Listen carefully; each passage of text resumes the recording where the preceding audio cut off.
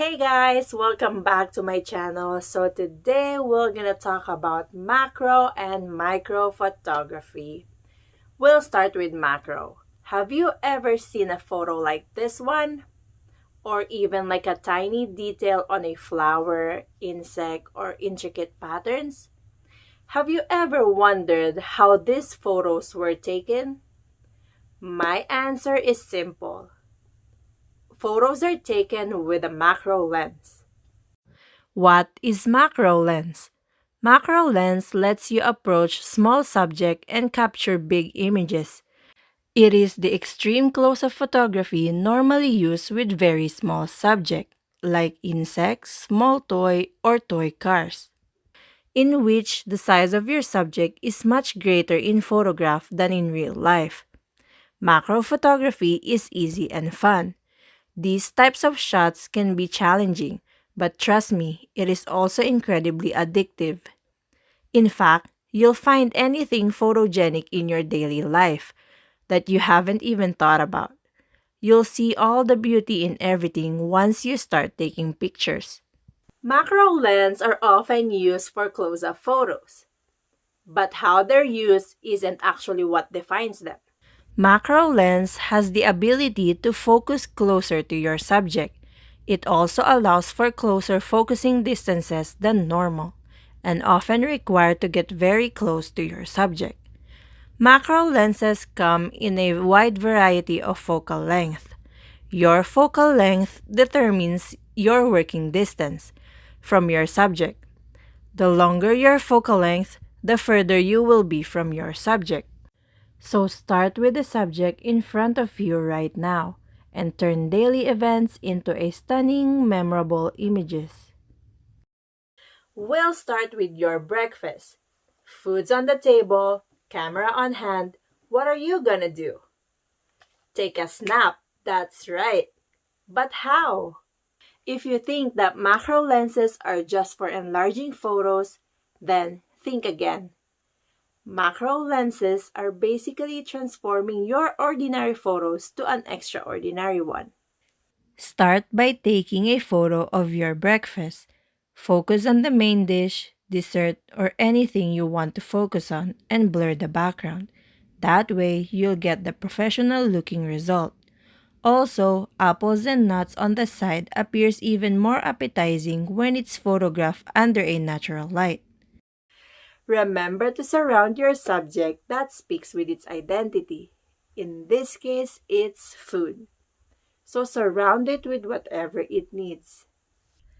Now, grab your camera and let's go to the backyard. Find some flowers, grass, and if you're lucky like me, you'll find some bees too. That's perfect for a macro shot. Flowers can be so beautiful, colorful, and vibrant. It can also be the perfect combination with bees in your frame. But be careful not to get stung by bees. Now, let's go back and find antiques inside your house. Antiques are fascinating macro subject, revealing craftsmanship and color. Why not take a shot of mom's old clock display or old porcelain tea sets, or even as simple as her purse? Take time to find the best angle, focus on the detail, try and emphasize age, texture, or even highlight metal parts. After you get use of your camera, you can now be a little adventurous. You can try different positions, variations, props. You can even stage it. But clean up after so you don't get in trouble with mom. Next, get your dog or any pets in the house. Macro lenses are good with portraits, so take a portrait of your pets. Like us, they have different facial features and expressions too, and with a macro lens, you'll be able to capture that at the right moment. My tips in nailing macro photography. Make sure when taking portraits is to level your camera with your subject's eyes. Remember, the longer the focal length, the further you will be from your subject. But be careful when dealing with insects or animals. The closer you get, the more chances of them running or flying away from you. Also, Don't forget about your depth of field. Of course, stabilization is important too, so you need your handy dandy tripod. And of course, if you want to avoid shakes and all that, I recommend to use a wireless remote shutter control so you don't have to touch your camera. Now that you know more about macro lens, we'll move on to micro photography.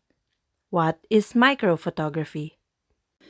Micro basically means that the magnification is at a microscopic level. In layman's term, it deals with subjects that naked eyes can see. There is no actual micro lens to attach to your camera. All you have to do is remember the points I told you to avoid confusion.